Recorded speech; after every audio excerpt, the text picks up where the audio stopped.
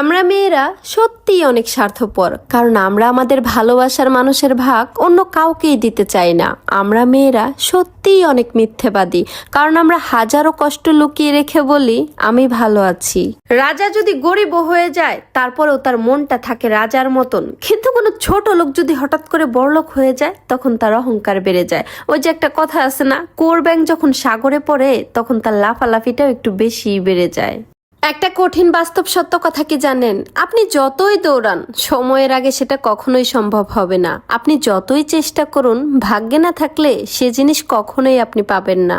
সমুদ্রের মধ্যে তুমি যতই চিনি মেশাও না কেন, সেটা কখনোই মিষ্টি হবে না। ঠিক তেমনি স্বার্থপর মানুষকে যতই ভালোবাসা দাও না কেন, সে কখনোই তোমাকে মন থেকে ভালোবাসবে না।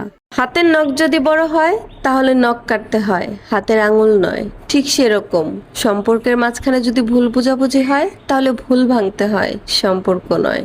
একটা কথা কি জানেন? পানিতে পড়লেই কেউ মারা যায় না, মৃত্যু তখনই ঘটে যখন আপনি সাঁতার জানেন না। তাই পরিস্থিতি কখনোই সমস্যার কারণ হতে পারে না। সমস্যা তখনই ঘটে যখন আপনি পরিস্থিতি মোকাবেলা করতে জানেন না।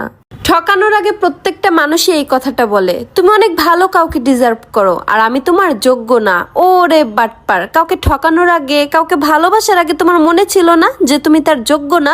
আর এইগুলারে সবসময় কানের নিচে দুইটা দিয়া বুঝাই দিতে হয় আসলেই সে তোমার যোগ্য ছিল না। সুখে থাকলেও কাউকে বলবেন না, দুঃখে থাকলেও বলবেন না, কারণ সুখে থাকলে মানুষ নজর লাগায় আর দুঃখে থাকলে মানুষ লবণ ছিটায়।